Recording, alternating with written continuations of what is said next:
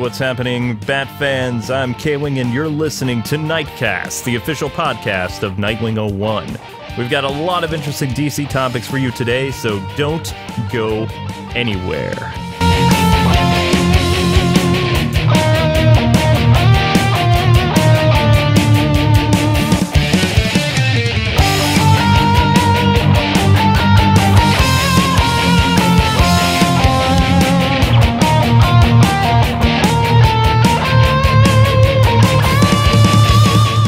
You know, one of these days I really have to get back together with my band, Use the Whistle, to do some more Batman covers, because we are epic! It's just a two-man band, too. Me on drums, and of course, Chris Holland on guitar. So, hey everyone, welcome back to another KnightCast. It's been a while. So, there was a lot of stuff going on in the world of DC in terms of movies, and some of the stuff is going to be pretty controversial, because we'll be talking about the Birds of Prey, which... oh my gosh, I don't even know where to start with that. I just want to say that I really respect Marvel for not really whitewashing its cast. DC hasn't really learned that, and Black Canary will be played by a lovely actress who is not white, and she will most likely not be called Black Canary. There's a lot of rumors going around right now that she will be going by the name Diana in the movie, because it would look kind of bad to call her Black Canary because she's, well, black. Also, instead of getting an either African or Spanish actress to play the Huntress, Helena Brindley, which is how she's been in the New 52, and even before in the 90s, she was kind of like Spanish in that regard. She will be played by a white actress who should be playing Black Canary. But that's just Margot Robbie and DC trying to be overly PC. At this time, I have no idea who will be playing Orphan, Cassandra Cain. I'm very hopeful that it will be an Asian actress, but at this point, who knows? They could get someone who's 400 pounds and try to put them in a suit to appease people who are fat. I don't know what DC is doing. I like their choice of doing Deadshot because they didn't really take away who the character was, and I thought Will Smith did a great job. So yeah. Also, the Birds of Prey movie will apparently get a release date for February 2020, and Margot Robbie is not done shocking the internet just yet. So you can look forward to more of those developments soon, because we still have to find out who is going to be Renee Montoya, Orphan, and Black Mask. Which, yeah, no idea who that's going to be. But another little bit of controversy, which I don't even know why this is considered controversy, but apparently this takes place in a Batman-less Gotham. So the Birds of Prey movie, Harley Quinn's, Birds of Prey film, will not take place with Batman anywhere around. Now, there's a lot of clever ways that they could go about this, but I don't think they can do it. So it won't be Batman is missing because of the Justice League off on some cool space mission, or maybe he is deep undercover as Matches Malone. The movie could take place when he is mourning over the death of Robin, which Harley Quinn killed, or they could just omit the character completely, which is kind of weird. So in Matt Reeves related news, the script is done, and apparently Warner Brothers loves it, but they're unsure if they love it more than Ben Affleck's original Arkham script. Also, speaking of Ben Affleck, which is kind of weird, he actually showed up with the script in hand at Warner Brothers Studios this past week. Although not looking quite in Batman shape, we got to give the guy a break. He just got out of rehab, but he is still contracted to play the Dark Knight one more time, and even though the paparazzi is taking photos of a very disheveled Ben Affleck, he looks pretty happy with the script in hand. So maybe, just maybe, he is still playing the Dark Knight. Now, I still like my idea of him being the narrator and doing kind of like Batman from the future talking about the past, kind of like what the Wonder Woman film was. And, you know, you could have two Batmans, a younger Batman, and of course, Ben Affleck, who's going through some serious stuff right now, trying to get his life back together. Have him doing the narration for future Batman, tying it into the whole Justice League universe and stuff like that, and having a younger actor play Batman. That way, when they do the Flashpoint thing, if they ever do it, they can bring in said young actor to still play Batman Bruce Wayne after they get the guy from, oh, I forget the name of that Negan, I think it is, to play Thomas Wayne Batman, Killer Batman. Although now John Hamm wants to be Flashpoint Batman. I don't know what DC's doing. They can't make up their mind. One minute they want to be really dark and edgy and, you know, very cinematic, and the next they have my man Zachary Levi, you know, doing that floss thing and looking super happy in a bright, colorful costume. DC can't figure out what they want to do, and it's confusing for me, a person that likes dark cinematography like Batman the Animated Series, the Nolan universe. And our next topic, the Joker film with Joaquin Phoenix, is that his name? Did I just butcher his name horribly? If so, I'm sorry. This is a clear case of, hey, do you mind if I copy your homework? Yeah, just don't make it obvious. Joaquin's Joker looks like Heath Ledger's. It's the same type of thing where he's wearing the face paint and, you know, the whole sad clown thing. Although a lot of people are saying that this version of the Joker is going to be the comedian. So we had the gangster Joker, which was Nicholson. Then we had the anarchist Joker, which was Heath Ledger, of course. Then we had the crazy all-star Joker, which was, what's his name? Jared Leto. And now we're going to have the comedian Joker. And going by the story, it looks like they're doing the Killing Joke where Phoenix is going to be a struggling comedian, and then he just snaps. He has a bad day, and lo and behold, he's the Joker. We don't know what his Joker voice is going to sound like. He looks really creepy, like 70s, 80s, It, all that kind of freaky, I hate clowns type of bizarre. They did kind of like this thing last week where they showed off the character in this test footage playing 70s music. And yes, 70s music slowed down is freaky, serial killer, horror, scary music. I'm going to get demonetized for using certain words now, aren't I? Awesome. Especially if I add captions to this. Oh, by the way, if you guys want to add captions to my videos, I have opened it up. If you speak a foreign language, I don't. Go for it. More power to you. And especially it helps people who are hard of hearing. So it's a win-win. I want to kind of be more friendly to people that have to read captions and subtitles and things like that, at least going forward. So yeah, that was the big news, and of course the DC cinematic universe, and the Joker film is getting a lot of praise.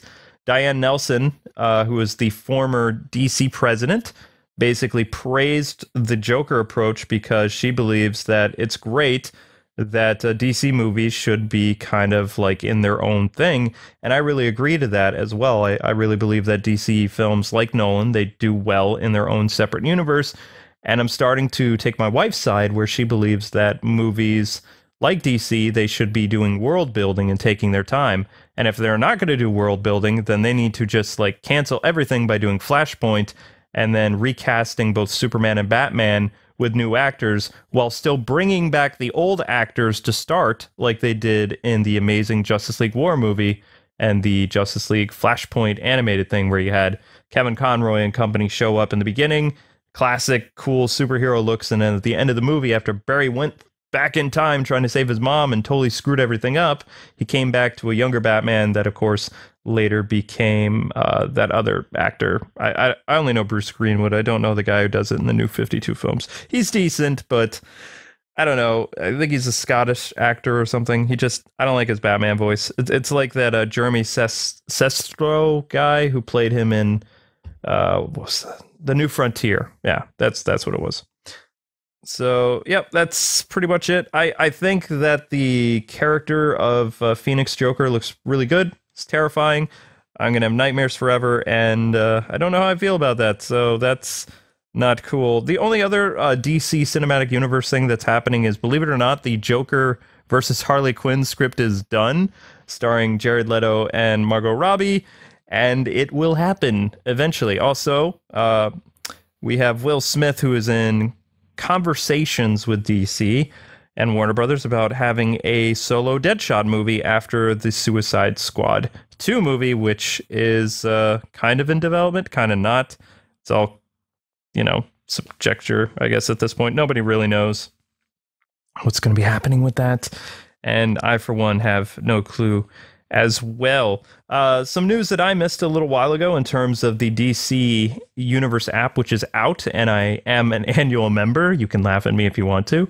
Yes, I paid $74 for the year so I could watch the Titans thing. Although the Titans thing is starting to look more interesting. Like I told you guys, Jason Todd is going to be fighting Dick Grayson, and Dick Grayson doesn't like him all that much because he replaces him as Robin pretty quickly after he has a falling out with Batman, which, if you go by, after Crisis, when Barry Allen dies and resets the worlds and, gets rid of the multiverse and everything kind of becomes New Earth, Jason Todd did replace Dick Grayson pretty quickly, and he wasn't all that shy about being, oh, I'm better than you. I drive the Batmobile. He likes me better.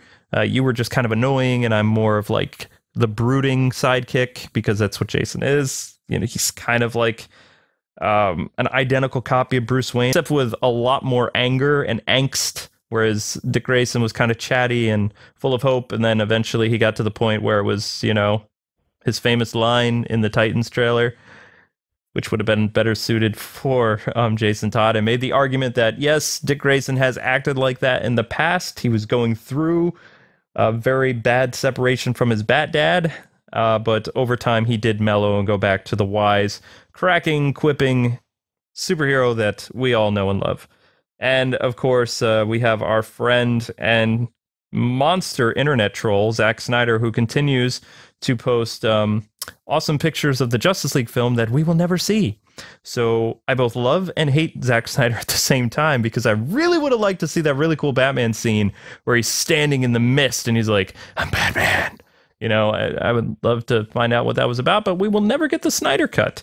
But we will, however, get a PG-13 Deadpool movie at the same time as Aquaman. I'm sorry, but that is just a rude thing to do, Marvel, because Lord of the Water Rings looks pretty interesting with Aquaman, and I think you're just going to upset a lot of Deadpool fans too. I don't know. I guess that's what happened after Disney bought Fox. They're like, you know what we're going to do?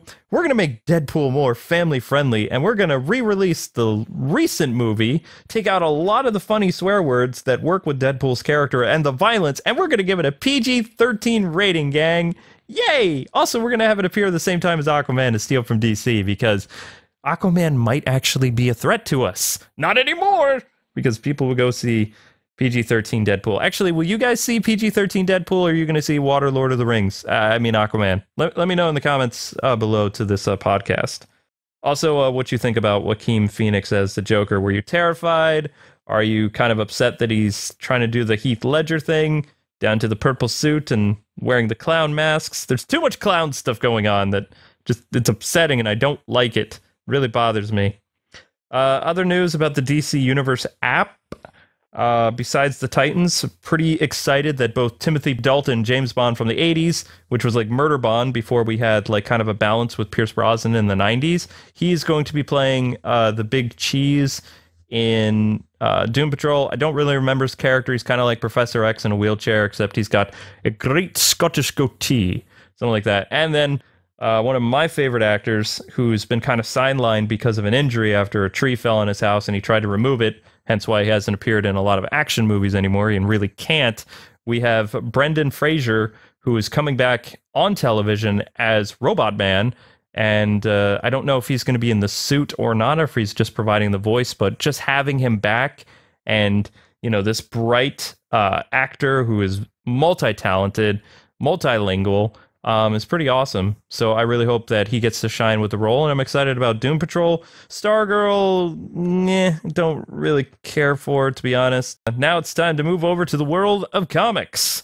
And we've got some things to talk about, and some things we're not going to be talking about. So if you want to hear me talk about Batman's junk, no, not happening. I have no idea why they decided to add that, other than being incredibly edgy. But we will be talking about Nightwing and Batgirl's role. So a lot of stuff has been happening in the world of Dick and Babs. Will they, won't they, are they? Who knows? Is it Ross and Rachel again? Not really, because Batgirl definitely has been showing that she likes him a lot by giving him his own mobile Batcave, and also using her tech/ER skills to get like this weird stuff out, like nanobots outside of Dick's body. And, he gave her a big hug and says she's like his Santa. And, if he believed in marriage, which he's a millennial, so he doesn't, Babs would be his girl forever. But because he's Dick Grayson, who knows what's going to happen with those two, especially after the events of Batman 55, which don't worry, we're gonna get into that train wreck of an issue by Tom King, which is surprising because he did a great job with the Batman Nightwing team up for 2 issues. He really captured the classic dynamic duo, and then he just screwed the pooch at the very end with Nightwing versus KG Beast, but more on that in a little bit. So Babs has been doing a lot of interesting things, and she's actually paid for it recently, where she was fighting her own bad guy. I don't really know what his name is, to be honest. He's some guy, some crazed masked serial killer / cannibal, I believe, something like that. There goes the video demonetization now. Awesome. And she tracks this guy down to Gotham after her team up with Dick Grayson fighting the Dark Web. Ooh, which was kind of weird, seeing Dick Grayson fight all these weird hologram creatures in Bloodhaven. But it added for some interesting stories and also explains why Dick Grayson is in Gotham at the time of the Batman Nightwing team-up. And Batgirl also becomes the target of this dark web cult tech group. I don't know. It gets confusing. But anyway, she has this massive battle with Grotesque, I think is his name. And she loses. And during the scuffle, her special miracle chip that allows her to walk again, just like Felicity Smoke uses in the Arrowverse, gets damaged, and it's slowly killing her, kind of. It's giving her like strokes, and it's actually causing a lot of problems for DC's, quote, Supergirl, or Super Mary Sue, whatever you want to call her. Although Bab's writing is actually getting a lot better, a lot less SJW crap, and more, hey, we're going to tell interesting stories about superheroes. So way to go, DC, with that. So with basically Batgirl's chip on the fritz right now, it's causing a lot of problems for her, both mentally and physically. She's one of the smartest characters in the DC Rebirth universe currently. And with this chip going haywire, she's kind of losing her memories. She mentions how she used to, within a few seconds of looking at her hand. So if you could put your hand in a little bit away from your face and just stare at it, and within 30 seconds, you need to tell me all the bones, muscles, and ligaments and stuff inside your hand. Now, go. Okay, see, that is something that Batgirl was able to do. Kind of weird, pointless trivia, but yeah, she puts her hand up in front of her face and she's freaking out, and the doctors are like, whoa, we need to operate now because the stroke that she just suffered means that she's gonna die, or she could, you know, end up drooling in a cup or something. And her dad, who's super protective, is with her and like, okay, you know, we're gonna take care of all this, whatever, and you're gonna come home and live with me. And she has a couple stupid instances in the book where she's kind of mad at her dad, or triggered that he still has the wheelchair there. Even though I believe in the New 52, she told him that if he threw out the wheelchair, she would be mad at him because, like, it's a constant reminder that she was paralyzed and that she overcame her paralyzation, which you can't do in comics before this super microchip that's embedded into your spine that allows you to walk again by fooling your brain that your body's okay after that horrible injury. But it's comic books now. I mean, it's not supposed to make sense. So anyway, her chip isn't working. Rather than her staying home and being a good girl, listening to daddy, she decides to use her, quote, prototype Batgirl costume, which is basically a variant of the Batgirl costume that was from year 1. And it's great to see it back, although this one is kind of weird. Her red hair is more prominent now, and it's less I'm wearing a reversible jacket like from Spider-Man Last Stand, where evil Peter Parker kind of went crazy fugitive, killed his rogues gallery, and was hunted by the NYPD and died in a shootout when he was like 60 years old. But his costume was cool. It was the Batgirl thing where it was a reversible jacket, except he didn't have a cape, you know, but mask, gloves, all that fun stuff. I didn't really like Millennial Batgirl's costume. I always was a big fan of her New 52 costume, her Year 1 costume, and also her New 52 Year 1 costume, which was kind of cool. So this is like a variant of the New 52 Year 1 costume and the classic Batgirl Year 1 from the 80s, which was a great book, and you guys should totally read it. In fact, I believe I did lore on it back in the day. But this costume, which you can see pictures on my Twitter, I don't dare post them in this video because the video will get claimed by Warner Brothers. Because if it's not anything game related, then I get copyright claims. Isn't that wonderful? Don't we just have like a loving relationship?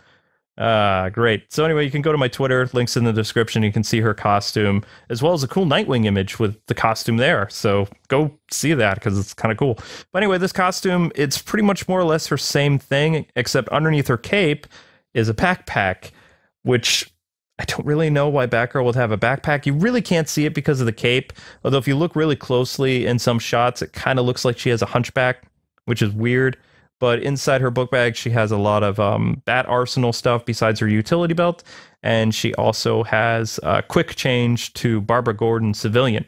So she's wearing this costume. She finds grotesque using, of course, her brilliant mind by tracking the person down and doing detective stuff, which is something that the Kate Kane books lack tremendously, is actually showing a girl superhero kick butt and use her brain and the things that Batman taught her to be a great Bat family character. So you do see it in this Batgirl issue that is out right now.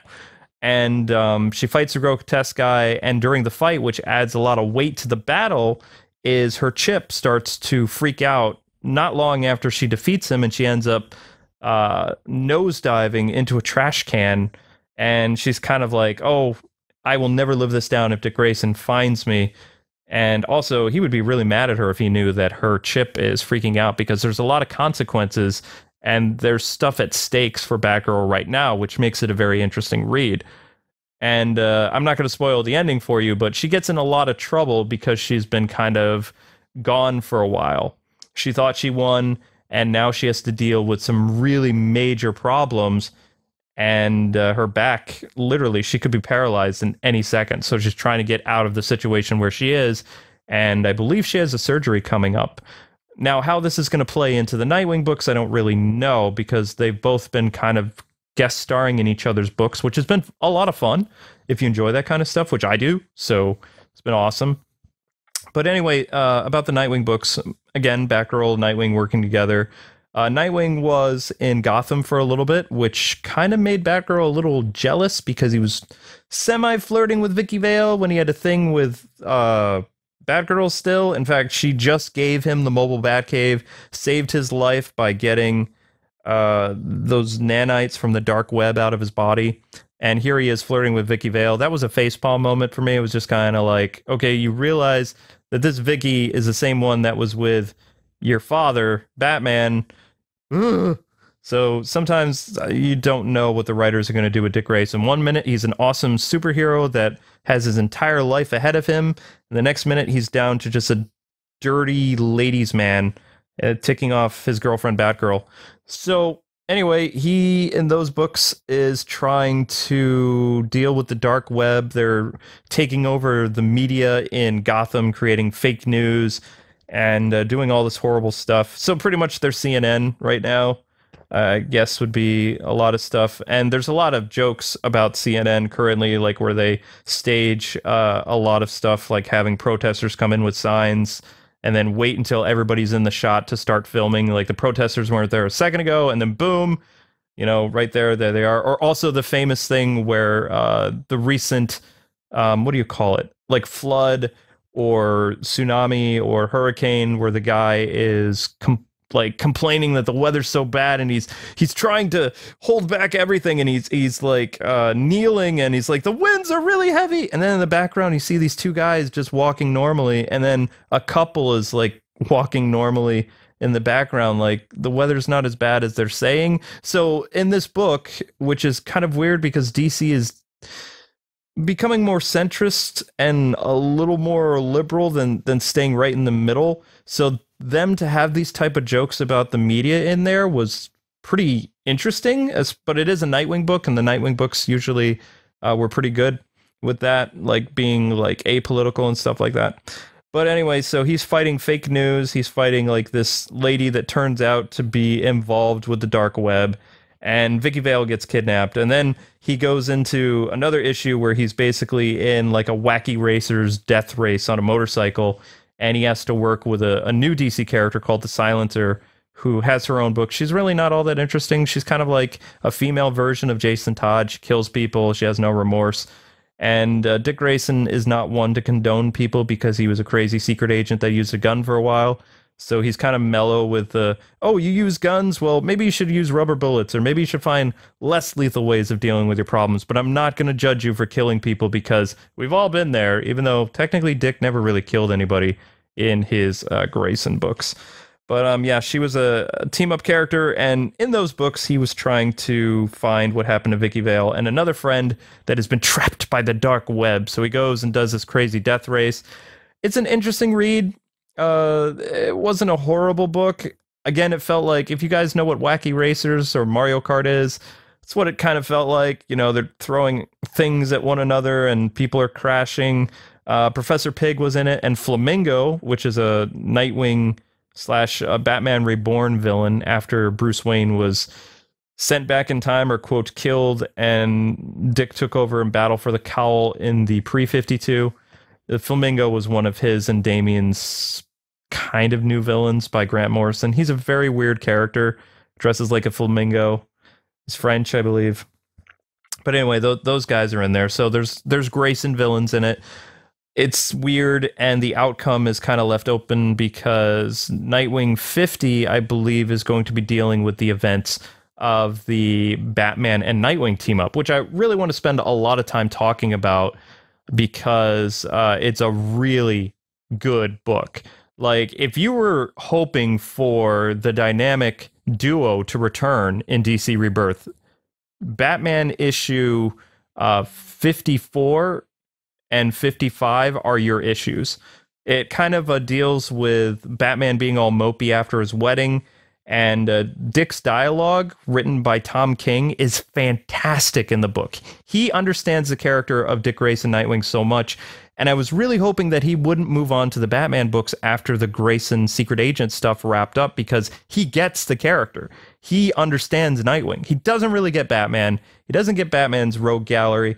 He doesn't really get any of that, but he understands Nightwing really, really well. The banter back and forth, the joking, everything about the team-up book is fantastic. And I love how Nightwing is kind of messing with Bruce in the book, trying to get him to kind of joke around and lighten up a little bit. He's wearing his Hush costume again. So, I mean, Dick Grayson is kind of making fun of him for wearing like the bat trunks. And he never really makes fun of Batman over being left at the altar because he's had girlfriends dump him. He also doesn't bring up his current relationship with Batgirl, so he's being very sensitive to Bruce's feelings and just trying to be a good son. And they have a really great time patrolling. And then in the issue 55, like, the entire tone of the book changes. The issue starts with KGB Beast, which is a villain we haven't seen in a very, very long time. So it's kind of cool to see this character come back. And I believe that Tom King also brought this character back because of his personal ties to the CIA and dealing with some cases that he was a part of. So KGB plays a very interesting role in this book, and he is going to have like an arc now after what happens to Dick Grayson's injury that he causes. But KGB Beast, just to see everything from his perspective, like an outsider looking in, he actually kind of narrates the book, and it goes between KG Beast and, of course, Nightwing kind of egging Batman on and trying to get him to loosen up and have fun, because he's only in Gotham for a little bit of time before he has to go back on his case and meet up with Batgirl. I believe he's also supposed to meet up with Batgirl the night that she comes back to Gotham, so he's not aware that she just suffered a stroke and needs to have like life-altering surgery, which either she could end up paralyzed, which that's not going to happen. DC's never going to backtrack and let her go back to how she was, or you know, she's not familiar with what happens to him because she's out on patrol when it happens. Although you would think, after what happens to Dick Grayson on the rooftop of the GCPD, like, she would be one of the first people to find out from her father. I have to tell you, the first time I read this issue, I was so surprised. Like, I had no idea it was coming. I heard rumors that Grayson was going to get injured, that was going to alter his personality for a while, and cause him to possibly end up in Sanctuary, which I don't want to talk about Sanctuary because I'm so angry right now because they killed my favorite character. That is not a bad character, and I want to tell you who it is, but I think it's too soon to bring up final Heroes in Crisis, but anyway, so Nightwing and Batman joking the whole time, talking about different bad guys that they're beating up, having a grand old time. And Jim Gordon calls them in to work on a case. And this whole time, you know, while they're on the GCPD building, the KG Beast is buying a weapon, a special, like, sniper rifle. And he's also eating at a really crummy diner and listening to the Americans and their different conversations and judging them based on how stupid capitalism is and all this other stuff. You know, it's a little bit anti-Russian, but I mean, we're not at war right now, so I don't really understand, other than Tom King's past, why that is the narrative for KGB Beast.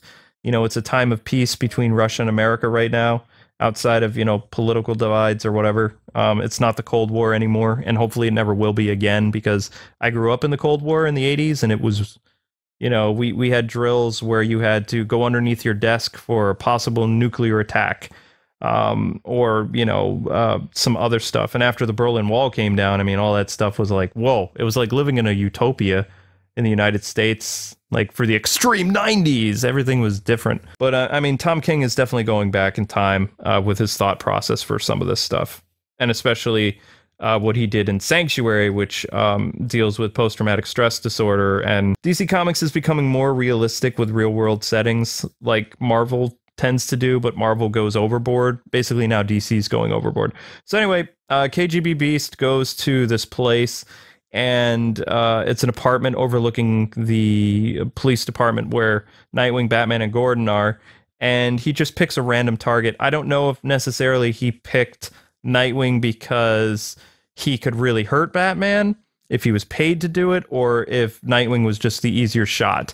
But he shoots Nightwing, and then the entire book changes, and we're not going to find out what happens until October, I want to say 3rd, or the day after Mega Man 11 comes out. Yeah, it's the day after Mega Man 11.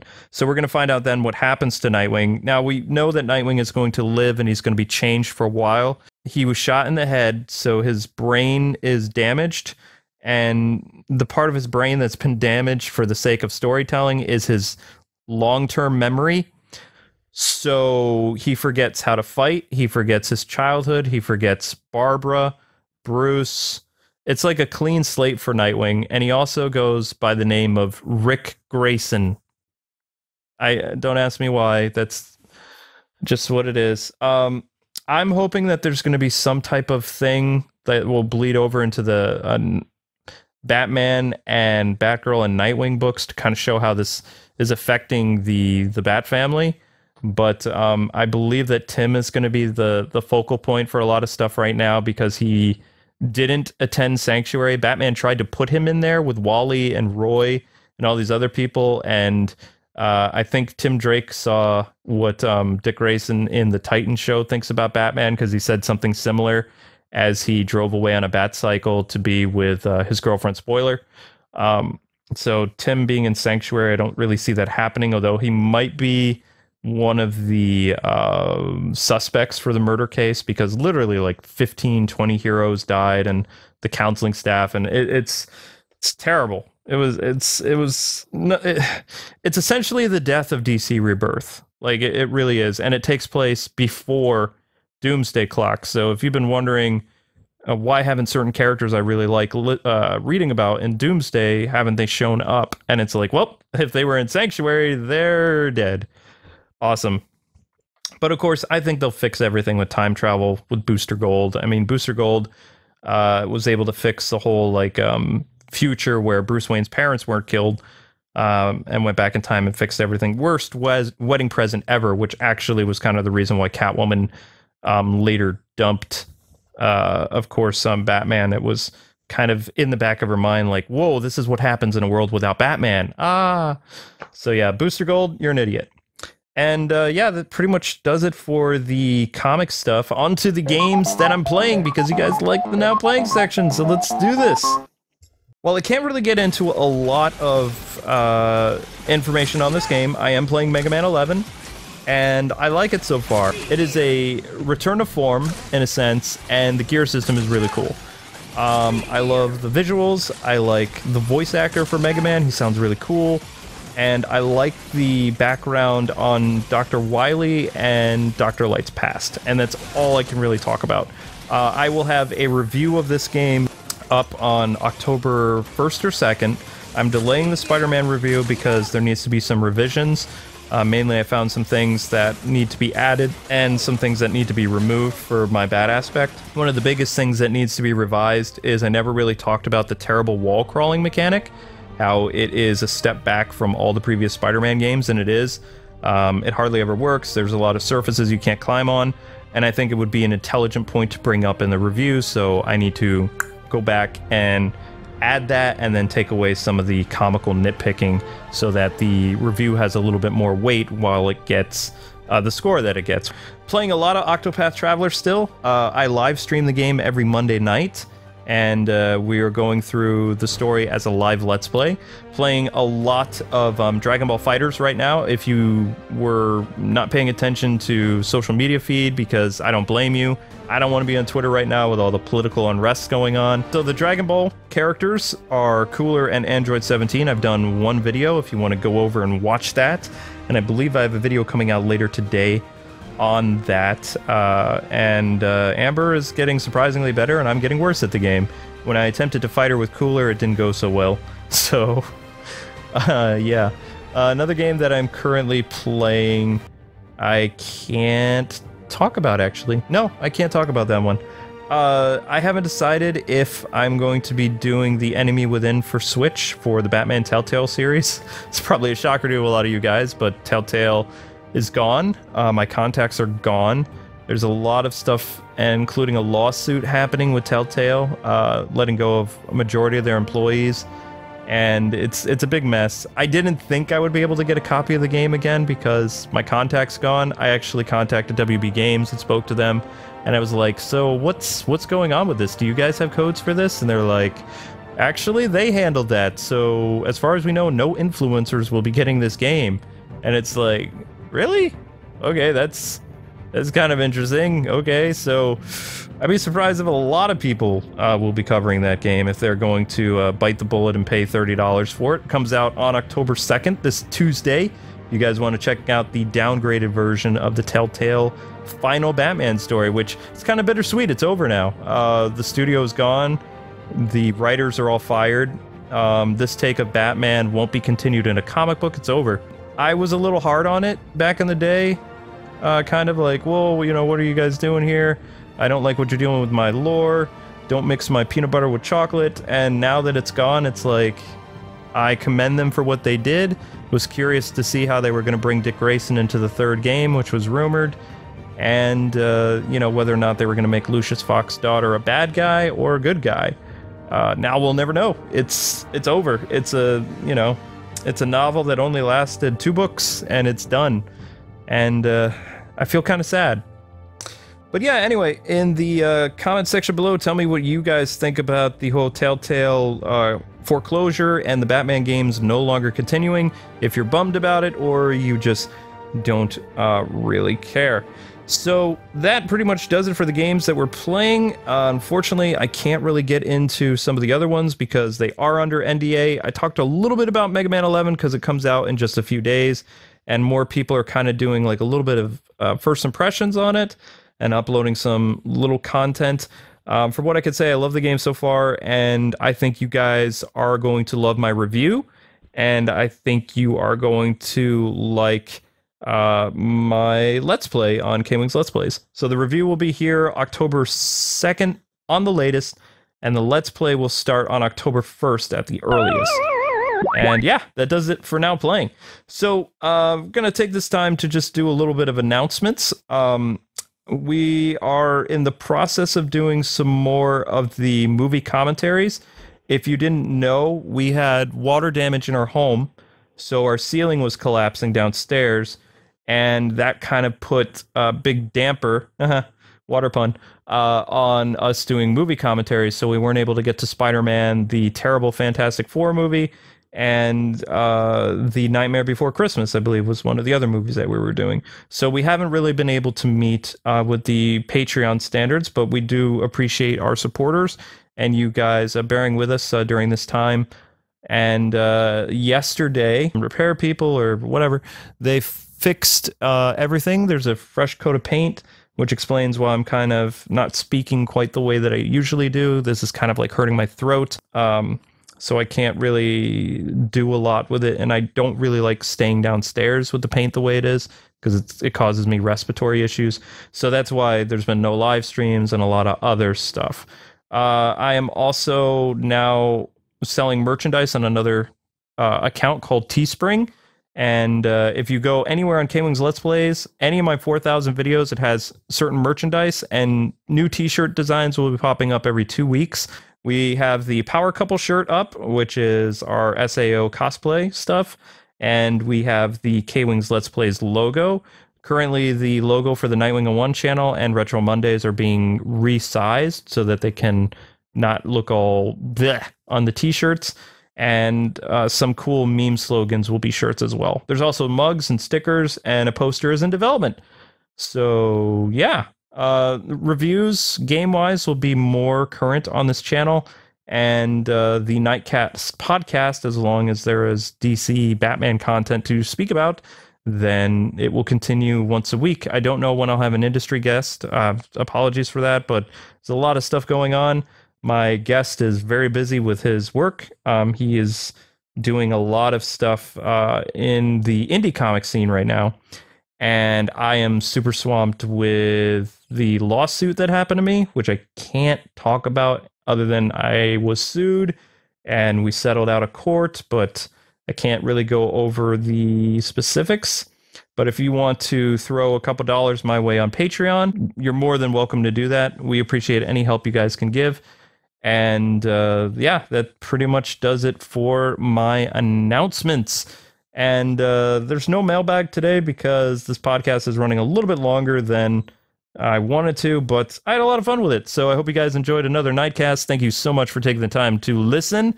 If you guys would like to help with K-Wing's videos, again, doing captions, we will be opening that up to both international fans and local people. But I hope you guys have a great one. Thank you so much for listening to the podcast for today, September 29th of 2018. I will be back with another update and also breaking down more of the DC Universe app and some other things. I hope you guys have a great rest of your day. And until we meet again, Gothamites, God bless and happy gaming. See ya.